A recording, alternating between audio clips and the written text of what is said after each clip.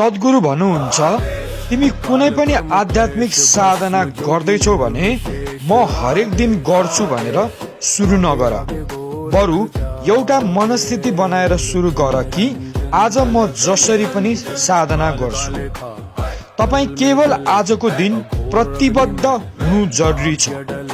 यो गर्नुभयो भने तपाईले साधना हरेक दिन गर्नुहुन्छ, किनभने हरेक दिन आज नै भएर आउँछ।